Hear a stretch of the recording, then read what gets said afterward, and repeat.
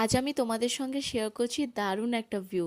ওই যে দূরে দেখতে পাচ্ছ পাহাড়, তো আমাদের রুম থেকে পাহাড়ের ভিউটা বেশ ভালোই ক্লিয়ার এসেছে আজকে। তো ঘড়ির কাঁটায় 6:30 6:45 মতন বাজছে সকাল। তো আজ মনে হচ্ছে ওয়েদার একটুখানি ক্লিয়ার রয়েছে আপাতত।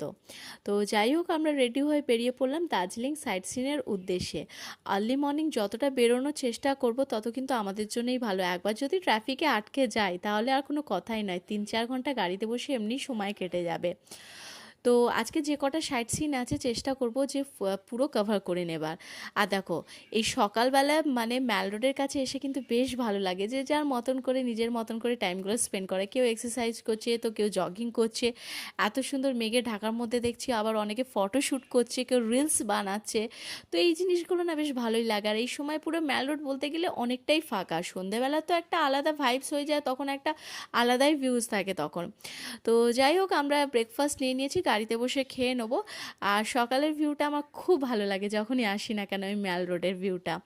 তো সন্ধেবেলাতেও আসি, সকালেও আসি। যাই হোক, তো এখানে রাতুলও রেডি হয়ে গেছে। তো আমরা গাড়ি আসার জন্য অপেক্ষাতে এখন সকলেই রয়েছি। আর রাতুল যেহেতু সকালবেলা স্কুল যায়, তো তাই জন্য ও আর্লি মর্নিং উঠে একদম রেডি হয়ে যায়, কোনো প্রবলেম হয় না ওর। তো গাড়ি এখন যতক্ষণ না আসে, এত সুন্দর ভিউ তোমাদের সঙ্গে আমি শেয়ার করি। চলো দেখে নাও ফুল অফ ভিউটা দার্জিলিং ম্যাল রোডের।